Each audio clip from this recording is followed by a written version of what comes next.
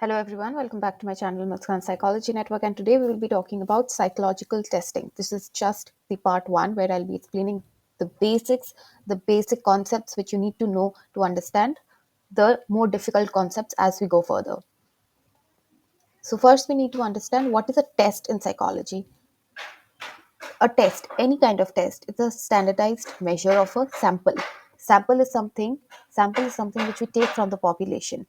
Suppose we want to test on a particular group of people who belong to a certain community. So we cannot test everybody in that community. We need to take few samples. If that community uh, is has population of 1 billion, we cannot test on 1 billion people. We need to take probably like 300 to 400 people and then give a test, a standardized measure for whatever reasons. We can try to understand what their interests are, we can try to understand what their intelligence is, we can try to understand how their behavior patterns towards certain concepts are, which brings me to the next point. What is a standardized measure actually measuring? A person's behavior. Again, behavior can have a lot of components to it. And how do we measure? By a test, and then we can understand what kind of differences. See, when I gave you the example of a certain community, so we can understand. Suppose we are trying to assess the community's interest. So we can there can be two kinds of testing here. There can be an intra-group testing and there can be an inter-group testing. What can happen if we take two kinds of cultures and we try to give them the same test, which is the interest test? So we can understand from those two cultures what their differences are. And intra group would be in the same group, which if the community has men and women, we try to see how the interests in men would be different from the interests of those of a woman. So we're trying to see individual differences which exists among the population. This is what I was saying, that the sample comes from the population itself, and sample is a almost accurate uh, representation of the population. So, coming to a very standardized, I would say, definition, that a psychological test is a systematic procedure of observing person's behavior or performance, describing it with the help of a numerical scale or a category system. You would understand category system if you have uh, known about the scales of measurement. Then, coming to the next slide, we would be talking about the psychological tests. Mainly, the psychological tests are the psychometric tests, which we usually use to assess a person's behavior or behavior in certain domains, in different kind of domains.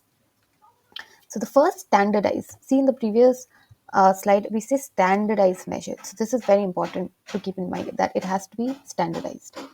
So, the first standardized was a, a test called Binet Simon test, which was an intelligence test, and it was given in the year of 1905. So do take out your pads to write notes. So before that, there was a lot of pseudoscience, right? So Franz Joseph Gall said that the bigger the brain, more the person is smarter. And this was called the phrenology, and it was given in the year of 1796. Then comes anthropometry. What is this saying? This is saying that body size measurement would indicate how intelligent the person is. And this was given around 1884 to 1885, and this was given by Francis Galton. Then comes chronometry. This was given in 1890 and it was given by James McKean Patel, and it was called the mental test, like the time test and reaction time. So these tests are usually to understand how fast somebody is responding to a particular stimulus. So this is the history of psychometric tests, and this was the first standardized test. So how did Binet-Simon test come into being? So if you know, there's an Indian standardized version of Binet-Simon test. If anybody knows the name of that test, they can put it in the description, sorry, in the comments down below. So the Binet-Simon test was actually when the French government requested Binet-Simon that we are looking at few children who are left behind in the classroom every day, every day, as in every year, there are some children who are always left behind, but they could not figure out what the problem was. Why couldn't they cope up with the syllabus, or why couldn't they cope up with the materials being taught in the classroom? So, to help them improve, so to figure out what the problem was and then help them improve, and help them improve in the sense and not be left behind in the classes, right?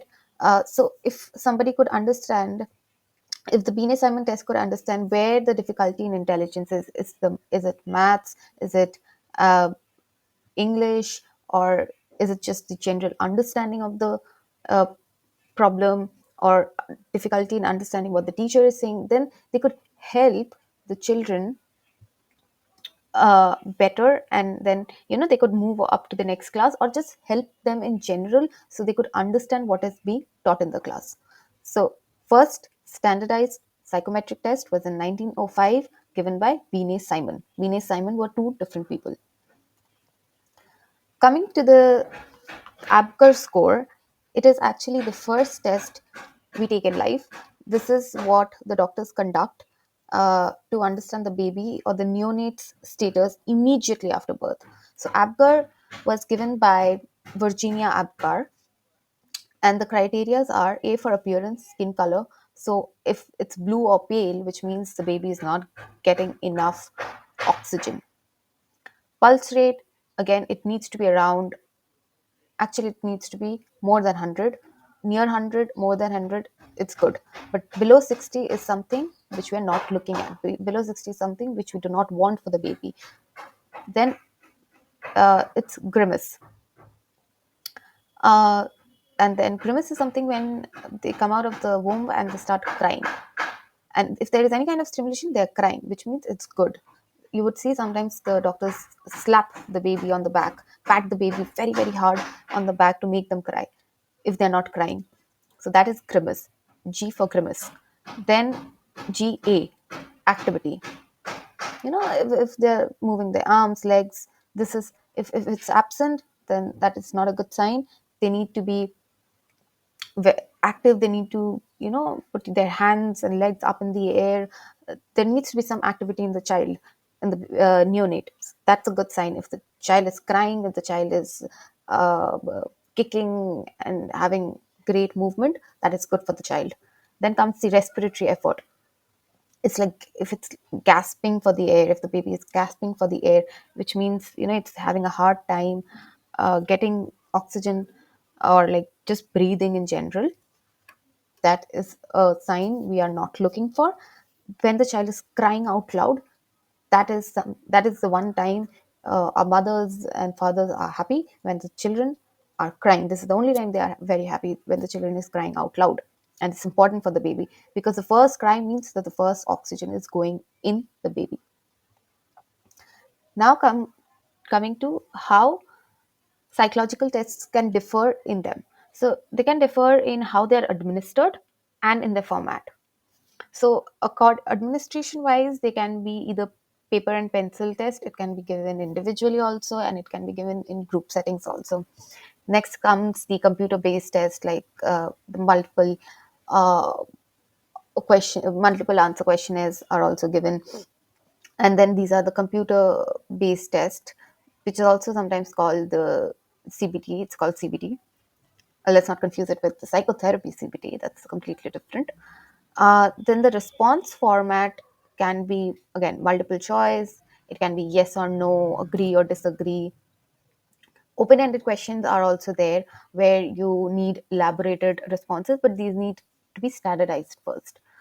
We would understand that in steps of test construction, how open ended questions can also be standardized.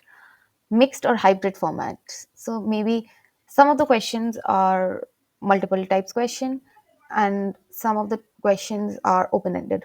These are hybrid formats to understand more. Maybe somebody is trying to incorporate some bit of qualitative in a quantitative paper or a thesis. Somebody is trying to incorporate some kind of qualitative method to understand deeper emotions of the all the people of the, or of the sample they're trying to understand. Next, coming to what are the differences between a psychological test, inventory, questionnaire, battery. You can take a screenshot of it, but in just simple terms, I would explain you. A psychological test is simply the psychometric tests which we take, right? Then the inventory is to understand the likes or dislikes of a person. Inventory can be used as to understand what kind of interest a child has, so maybe it could help the child in taking what kind of subjects in 11, 12, which would help him land a degree which he actually likes, which he's actually interested in. Then comes the questionnaire. This is to collect information from the data, it is used to collect information or data from the respondents or respondents of the sample which we are looking at. Some examples of the questionnaire would be like GHQ, General Health Questionnaire, or a very popular one to assess depression, anxiety, stress is DASS 21.